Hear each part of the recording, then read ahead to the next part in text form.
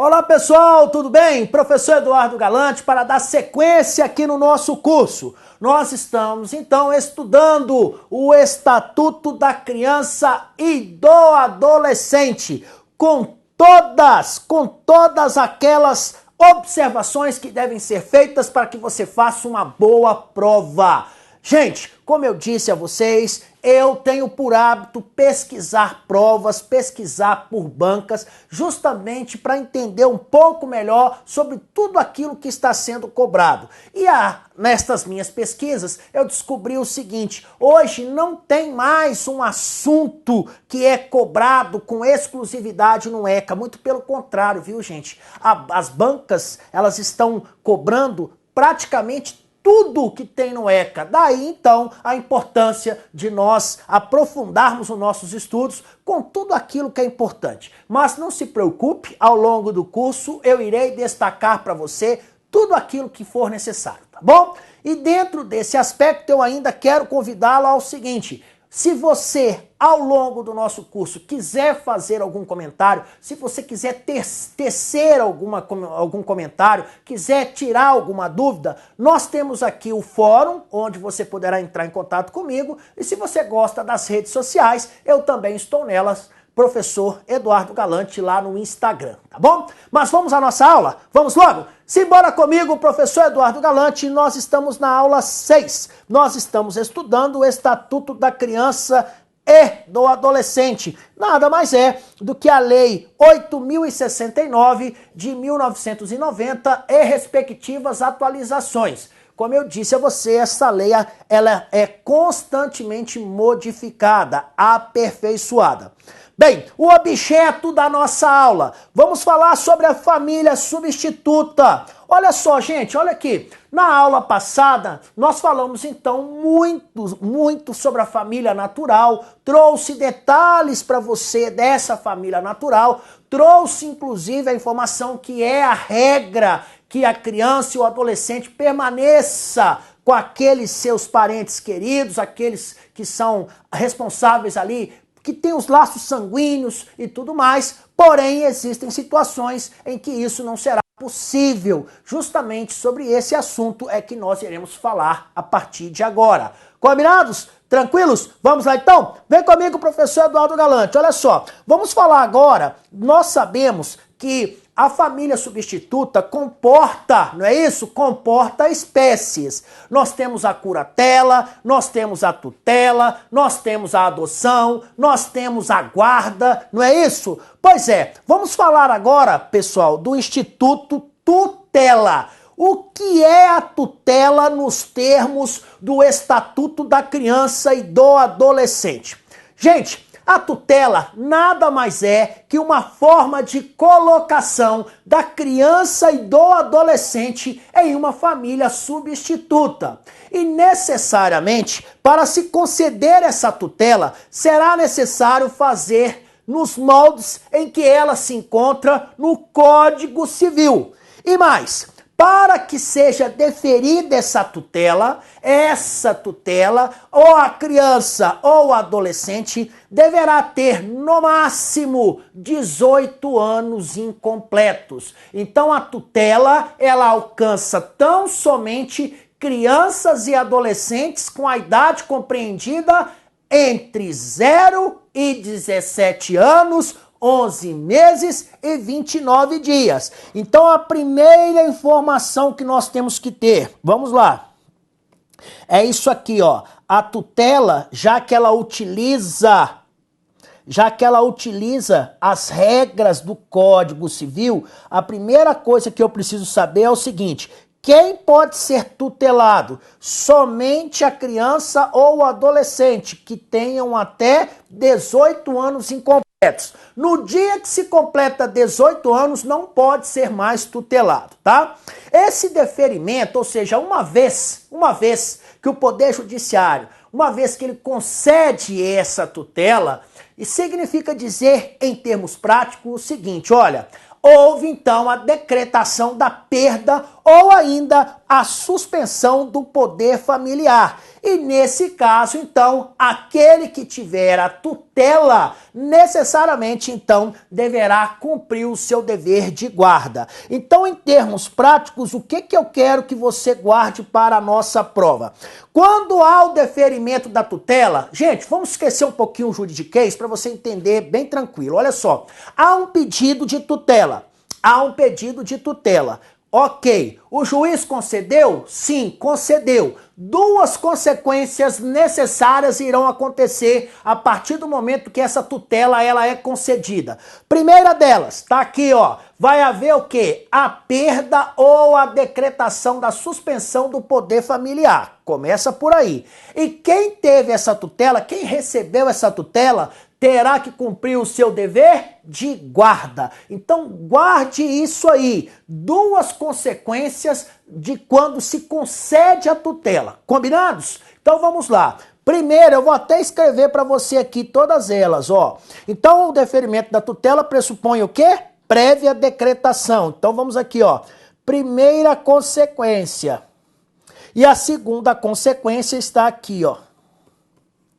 Prontinho. Então, vamos lá. Primeira consequência, vai haver a decretação, não é isso? Ou a perda da suspensão do poder familiar. E depois, vai haver o quê? Quem recebeu a guarda, quem recebeu a tutela, vai ter o dever de guarda. Então, pronto. Você já sabe, concedeu a tutela, quais são as consequências desta concessão.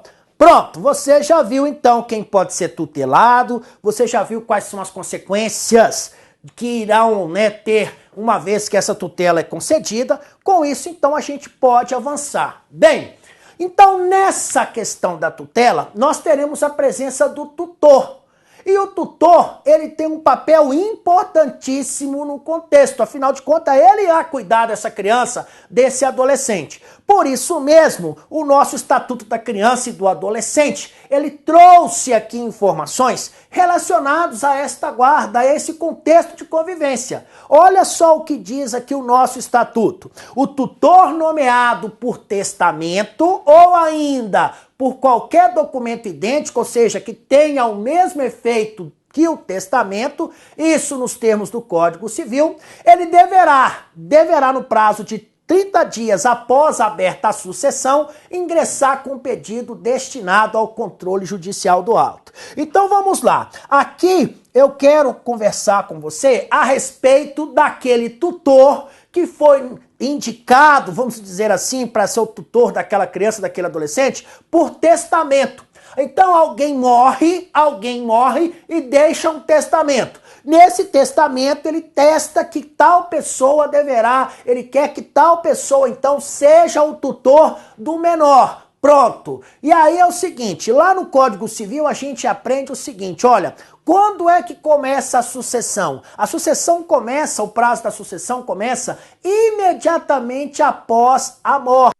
E aqui no ECA diz o seguinte, olha, aquele que é tutor, que foi nomeado por testamento, ele terá o prazo, então, de 30 dias após a abertura da sucessão para ele entrar no juiz com esse pedido, olha, tem um testamento, eu fui indicado para ser o tutor e eu estou dando entrada aqui, então, junto ao juiz aqui, porque eu quero oficializar essa tutela. Então, vamos lá. Palavras mágicas aqui agora que eu preciso que você guarde. Esse aqui, ó, é o tutor. Qual tutor? Aquele que foi indicado por testamento, gente, ou ainda por qualquer outro documento idêntico. Esse tutor, ele terá o prazo de 30 dias. 30 para ingressar com o pedido. Pronto, você já sabe então qual é o papel desse tutor, ok? Não esqueçam disso. Aí o juiz vai apreciar esse pedido. O tutor entra com esse pedido aí, né, para oficializar a tutela, e aí o nosso juiz vai analisar. E aí ele vai observar se esse tutor tem condições de exercer esse papel, e isso ele falar com base no Estatuto da Criança e do Adolescente, vai ver se ele não tem qualquer impedimento, qualquer coisa que possa impedi-lo, e aí é o seguinte, viu, não tem nada? Ok, somente será deferida a tutela, gente, olha, indicada na disposição da última vontade, ou seja, lá no testamento, se restar comprovado, gente, que a medida é vantajosa ao tutelano e que não existe não existe qualquer outra pessoa que seja melhor assumi-la. Olha que interessante isso aqui, gente. Olha, isso aqui é muito legal. Presta atenção nisso aqui. Imagina a seguinte situação. Deixa eu explicar isso para você na prática. Imagina essa seguinte situação. Uma determinada pessoa morre e deixa um testamento. Eu quero que João seja o tutor dos meus filhos. Ok, ele morre. Aí tem o testamento. João pega esse testamento e vai lá no juiz. E fala, ó, aquele rapaz morreu, me deixou aqui, ó, como tutor destas meninas aí, destas crianças. O juiz entra com o pedido, você tem 30 dias. Aí ele entra com o pedido. Na hora que entra com o pedido, não é porque está lá no testamento que já vai ser garantido, não, gente. O que o juiz vai fazer? O juiz vai analisar aquilo ali, ó. Vai ver o seguinte, é vantajoso que aquela pessoa seja o tutor daquela criança? Não tem ninguém melhor para fazer isso, não? Gente, se restar provado que tem outra situação que é mais vantajosa para a criança, se restar comprovado que existem outras pessoas que têm melhores condições de ser aquele tutor, mesmo estando no testamento, ele não será. Então, o fato do tutor constar do testamento não significa que ele será. O juiz pode entender que tenha outras pessoas que possam fazer isso melhor. Então, tem que ter cuidado com isso aí, tá bom? Beleza? E mais, aqui nos termos do nosso Estatuto da Criança e do Adolescente, tem a seguinte informação. Aplica-se à tutela o previsto no artigo de 24 do ECA. Olha o que diz aqui o artigo 24. A perda e a suspensão do poder familiar serão decretadas judicialmente em procedimento contraditório nos casos previstos na legislação civil, bem como na hipótese de descumprimento injustificado dos deveres e obrigações. Gente, significa o seguinte, se o tutor não cumprir os deveres dele, se o tutor não cumprir as obrigações, se o tutor, então, deixar de fazer o papel dele, ele, então, terá aí a perda ou a suspensão da tutela, ok? Não esqueçam desses detalhes. E mais, vamos falar agora sobre a adoção. Também é uma forma de colocação na família substituta. Gente, olha aqui pra mim, deixa eu te falar uma coisa, adoção está na moda. Olha, em 2017 eu peguei diversas provas de diversos concursos e se teve um assunto que foi explorado foi a adoção. A adoção, então, tá na crista da onda. Justamente por isso é que eu quero que você preste atenção aqui, ó, em cada detalhe que eu vou dar para você aqui, beleza? Vamos lá, então? Simbora comigo, vamos falar um pouquinho da adoção, gente. A adoção da criança e do adolescente vai encontrar respaldo aqui no Estatuto da Criança e do Adolescente. Então, muitas regras que são adotadas, muitas regras que são utilizadas na adoção, nós encontramos aqui no Estatuto da Criança e do Adolescente. Primeira coisa que eu quero que você guarde. Gente, a adoção é uma medida excepcional. Só vai ocorrer em último caso. E mais, a adoção é irrevogável. Só isso aqui, eu já vi essa informação em pelo menos 6 provas esse ano. Coloca assim para mim, por favor, no seu material. Cai muito em prova. Pronto, você já sabe. Olha, a adoção, deixa eu mostrar uma coisa pra você aqui. A adoção, gente, não é o seguinte, não é igual ao supermercado, não. No supermercado, você vai, pega um produto, se você não quiser, você volta e devolve o produto. Então, criança não é produto, não é objeto. Aquela coisa, eu vou pegar uma criança, vou adotar, se eu não gostar, se não me acostumar, eu vou lá e devolvo a criança. Não existe isso, não.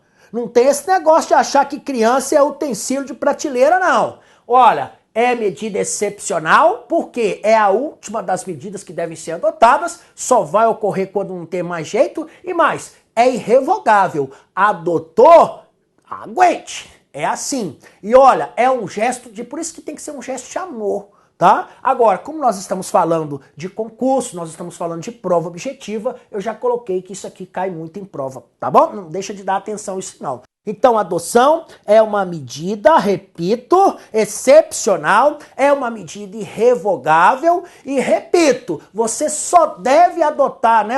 Você só deve utilizar a adoção em último caso, só quando mesmo não tiver como colocar a criança ou na família natural ou na sua família extensa. Não esqueçam lá, viu, pessoal? Nós falamos na aula anterior aí da família extensa. Você lembra lá o conceito de família extensa?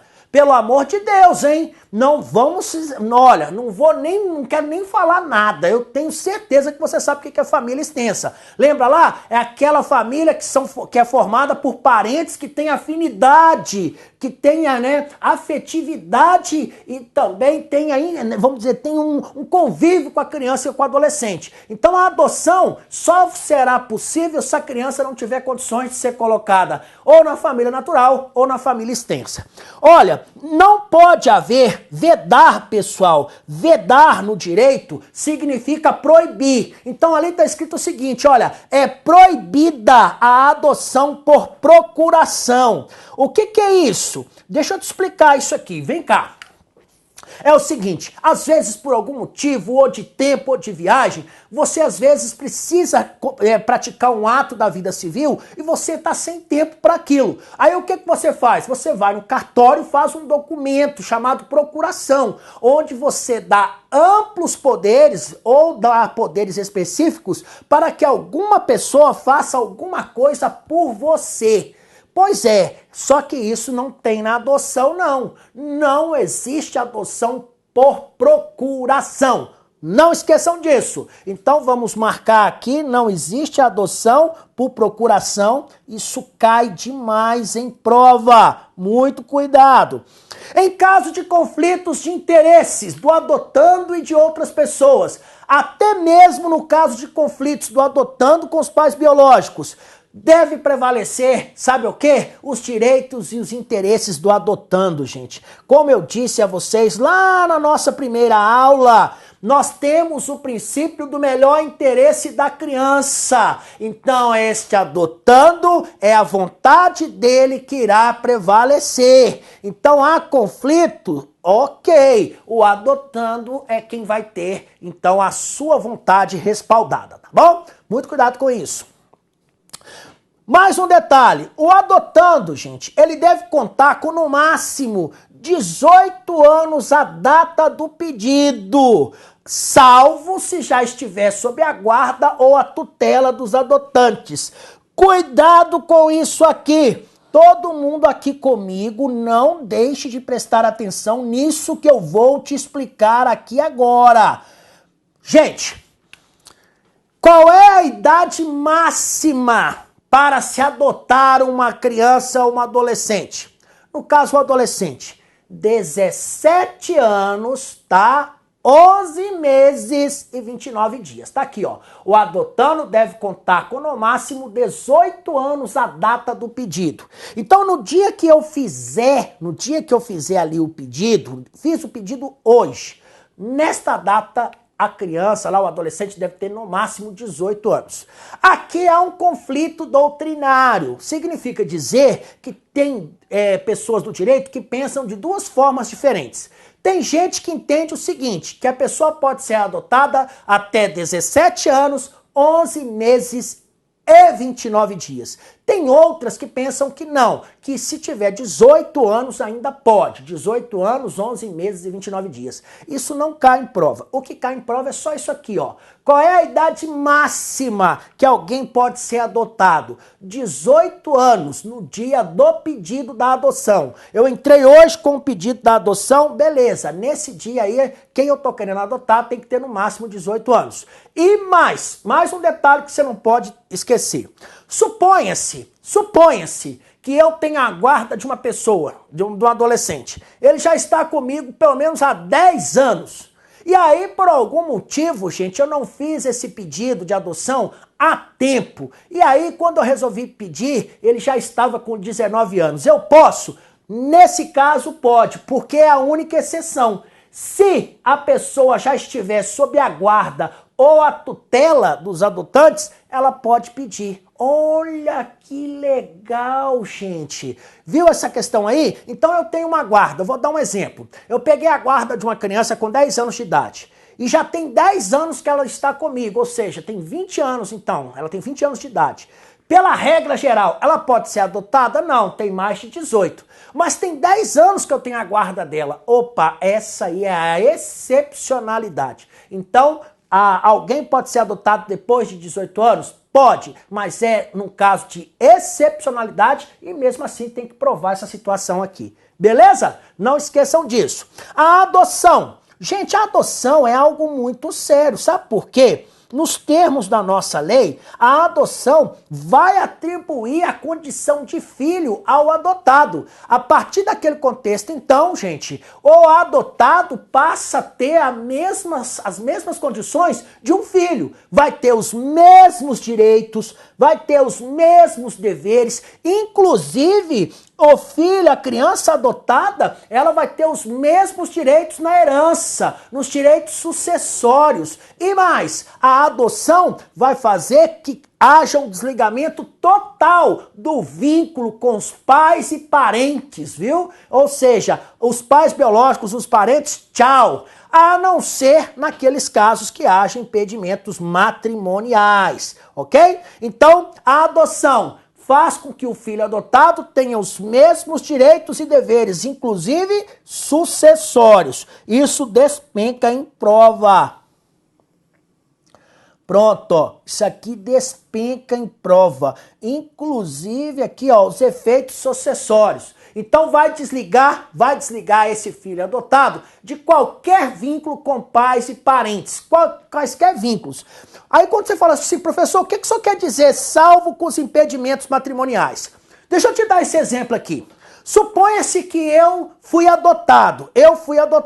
Se eu fui adotado, eu passei então agora a ser filho de João e José. Aí, isso quer dizer que eu, então, me desliguei da minha família anterior, não é isso? Pois é isso. O fato de eu ter me desligado da minha família anterior mudou meu sangue? Não. Por isso que eu não posso me casar com aquela menina que é minha irmã lá naquela família que eu deixei. Eu continuo sendo irmão dela, não tem isso não. Ou seja, não é porque eu mudei de pai, de mãe, porque eu fui adotado por um novo casal, que eu perdi os laços. Ou seja, eu não posso me casar com a minha irmã lá, porque eu sou filho desses dois aqui agora. Os laços, então, aqueles impedimentos matrimoniais continuam normalmente, tá bom? Não esqueçam disso não. Se um dos cônjuges ou concubinos adota o filho do outro, olha que legal, gente. Imagina, vamos pôr uma situação aqui. Meninas, olha aqui então, imagina a seguinte situação. Eu sou, vamos supor aqui, eu sou divorciado e tenho um filho.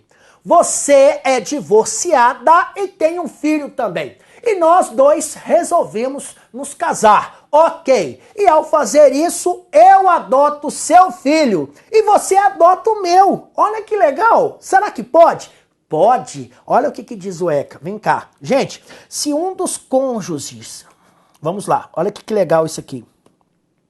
Se um dos cônjuges ou concubinos adota o filho do outro, os vínculos, tá, são mantidos. Os vínculos de filiação entre o adotado e o cônjuge são mantidos. Olha que legal, gente. E aí também serão mantidos os respectivos parentes. Isso pode, tá? E nesse caso também, olha que interessante isso aqui. É recíproco o direito sucessório entre o adotado, seus descendentes, o adotante, seus ascendentes, descendentes e também os seus descendentes colaterais até o 4º grau. O que significa isso aqui? O direito sucessório, gente, alcança o adotado, tá? Inclusive os seus descendentes. Então, por exemplo, suponha-se que eu tenha sido adotado e por causa disso o tempo passou, eu cresci, me casei e tenho filhos. Aí um dia, o que acontece? Os meus pais que me adotaram morrem e deixam herança para mim. Aí eu morro também, só que eu tenho um filho. Aqueles bens vai para o meu filho? Vai sim, tá? Então, ou seja, continua então esse vínculo sucessório, tá bom? Não esqueçam disso.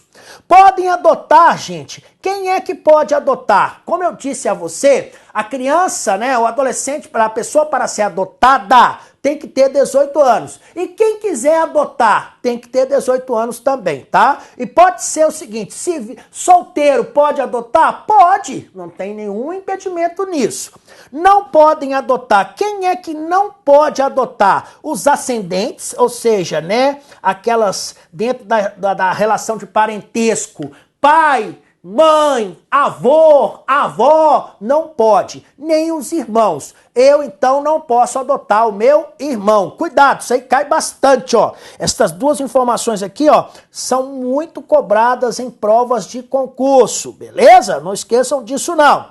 Para adoção conjunta, bem, se for feita uma adoção conjunta, algumas coisas são necessárias. Primeiro, os adotantes devem ser o quê? Casados? Olha só que diz. Sim, é indispensável que os adotantes sejam casados civilmente. Então, para adoção conjunta, aquelas pessoas que vão adotar têm que ser casados civilmente ou devem ter uma união estável. E mais, tem que comprovar a estabilidade da família. Então, para adoção conjunta, tem que ser casado, tem que ter uma união estável. O adotante, gente, há de ser pelo menos 16 anos mais velho que o adotando. Então significa dizer o seguinte, se eu quiser adotar uma pessoa de 18 anos, eu tenho que ter no mínimo 34. Então, a pessoa que vai adotar tem que ser 16 anos mais velha do que a pessoa que ele está adotando, no mínimo, ok? Não esqueçam desses detalhes. Os divorciados, tá? Os judicialmente separados, ou ainda os ex-companheiros, podem adotar conjuntamente? Pode, gente, não há nenhum impedimento nesse sentido, não. Então, suponha a seguinte situação, eu me divorciei de você, nós estamos divorciados, mas nós queremos adotar uma criança, podemos? Podemos, tá? E nesse caso, o que vai acontecer? Nós poderemos, inclusive, adotar e fazer com que haja ali o que nós chamamos de guarda compartilhada, regime de visitas. Tudo isso, então, pode. Evidentemente, desde que isso tenha se mostrado viável lá no estágio de convivência, tá? A ideia, então, é criar vínculos de afinidade e afetividade, tá? Com aquele que não é o detentor da guarda. Agora, trata-se de uma excepcionalidade. O juiz só vai deferir isso em último caso. Mas se cair na nossa prova, existe a possibilidade de duas pessoas que são divorciadas adotarem uma criança? Sim. Olha, eu tenho certeza, muito mais do que um curso, você está tendo aqui também algumas informações para a vida. Eu tenho certeza que você está curtindo de montão o nosso curso aqui, tá? No caso dos pais divorciados, no caso dos pais judicialmente separados ou mesmo os ex-companheiros, então, desde que seja algo bom para o adotando, será considerado, então, será adotada a guarda compartilhada. Então, no caso, os pais adotaram aí e aí depois se divorciaram, é possível ter a guarda compartilhada sobre o adotando? Sim, desde que isso seja melhor para ele. A adoção, gente, ela poderá ser deferida, tá? Desde que quem estiver adotando mostre clareza, mostre então realmente vontade de adotar, tá? E olha só que interessante, a adoção poderá ser deferida ao adotante após inequívoca manifestação de vontade, vier a falecer no curso do procedimento, antes de prolatada a sentença. Imagina a seguinte situação, eu quero adotar uma criança, eu entro com um pedido de adoção, aí o processo está correndo. O que acontece? No meio do processo, eu vou lá e morro. Mesmo nesse caso, esta criança poderá ser adotada? Pode, gente, olha que interessante. desde que antes de prolatada a sentença. Olha que legal, gente. Então a adoção poderá ser deferida ao adotante desde que ele tenha manifestado isso claramente, né, caso ele venha a falecer no curso do procedimento, antes de prolatada a sentença. Então, se ele morreu antes de ter a sentença, não tem problema. Pode ser que mesmo depois, ele então, aquela criança receba o nome daquela pessoa que morreu, tá bom? A adoção, gente, ela será deferida quando realmente for vantajoso para ao adotando. E evidentemente que deve se mostrar motivos legítimos, tá? O que cai em prova aqui, gente? Muito. Isso aqui, ó, cuidado, tá? Então a pessoa que faleceu no curso do processo da adoção, mesmo assim, a criança que é adotada pode receber o nome dessa pessoa que faleceu? Pode. E aí entra aquela questão dos direitos sucessórios, tá? Enquanto não der conta da administração, enquanto não conseguir saldar o seu alcance, ou seja, os seus compromissos, não pode o tutor, gente, ou o curador, adotar o pupilo ou o curatelado. Ou seja, nesse caso específico, quem for tutor ou curador só vai poder adotar uma criança depois que ele cumpriu o papel que a lei determinou, tá bom? A adoção, ela depende do consentimento dos pais ou do representante legal do adotado. Isso cai muito em prova, cuidado. A adoção, então, depende do consentimento dos pais, não esqueçam disso. O consentimento, gente, ele será dispensado em relação à criança ou adolescente naquele caso em que os pais sejam desconhecidos ou tenham sido destituídos do poder familiar. Então é o seguinte, regra, os pais têm que consentir, mas eu não sei quem são os pais, ou os pais perderam o poder familiar, esse consentimento então poderá ser dispensado, ok? Então não esqueçam desses detalhes aí.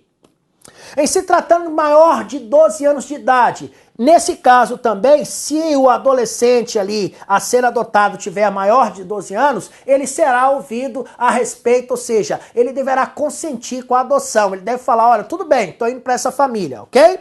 A adoção, gente, ela será procedida de um estágio de convivência. Então, a criança, antes de ser adotada, o adolescente, ele vai passar por um estágio de convivência. Esse estágio de convivência tem um prazo de 90 dias. Necessariamente serão observadas aí a idade da criança e as peculiaridades dos casos. Então, antes da adoção, o que eu tenho? Um estágio de convivência. Esse estágio de convivência, ele pode ser dispensado naqueles casos, por exemplo, em que o adotando já tiver a tutela ou a guarda legal daquela pessoa que será adotada, tá? Ou seja, se já vive lá com ele, gente, seria então uma coisa até, né, assim, seria algo bestial pensar, bem, como é que eu vou pegar o estágio de convivência com alguém que já está comigo aqui há anos? Então, muito cuidado com essas informações aqui, todas elas muito boas para estar em prova. A simples guarda do fato, gente, não autoriza por si só a dispensa da realização do estágio de convivência. Significa dizer o seguinte, mesmo que eu tenha guarda, se o juiz entender que ainda assim tem que ter o estágio de convivência, terá, tá? O prazo máximo de 90 dias do prazo lá do estágio de convivência lá, tá? Desse estágio aqui, ó. Então, estágio de convivência. Pode passar de 90 dias? Pode ser prorrogado por mais 90. Evidentemente que isso aí vai ser através de uma decisão do juiz.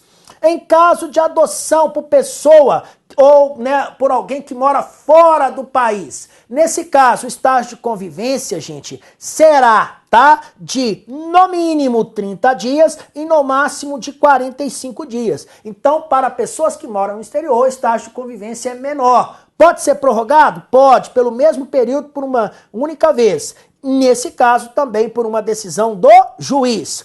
Ao final desse prazo de 30 dias, vai ser apresentado um laudo, tá? Esse laudo vai ser feito por aquela equipe que a gente chama aquela equipe multiprofissional, e aí, nesse caso, essa equipe vai falar para o juiz, recomendando ou não a adoção daquela criança, tá? Não esqueçam destes prazos de estágio de convivência, tanto no nosso contexto, quanto no contexto também internacional. O estágio de convivência, como eu disse a você, será acompanhado por uma equipe multiprofissional. E esta equipe, então, vai contar com diversas pessoas, diversos técnicos responsáveis, tudo aquilo que são necessários para se observar a criança nesse período, tá bom? O estágio de convivência, ele deverá ser cumprido no Brasil, deverá ser cumprido no território nacional, de preferência no local onde a criança mora, viu? Agora, o juiz pode determinar que esse estágio aconteça em outra cidade limítrofe? Pode. Nesse caso, deverá então levar em consideração a comunicação ao juiz daquela comarca também que é limítrofe. Mas para a prova, guarda isso. O estágio de convivência, então, regra, será cumprido no território nacional, ok? Pessoal, meus queridos alunos, minhas queridas alunas, essa aula foi um pouquinho mais extensa para que você não perdesse todos os detalhes da adoção. Gente, só aqui nesta nossa aula eu trouxe para você pelo menos 17 questões, são respostas de questões que eu transformei em teoria de pelo menos 17 provas, ou seja, nós aqui exploramos com o máximo que nós temos o assunto adoção, tá bom? Muito obrigado pela sua compreensão, que bom que você está aqui comigo, graças a Deus é dessa forma que eu quero você, vibrando, muito feliz e certamente aprendendo bastante, tá bom? Vou ficando por aqui, um beijo no coração de vocês, fiquem com Deus, até a nossa próxima aula, gente, tchau, tchau!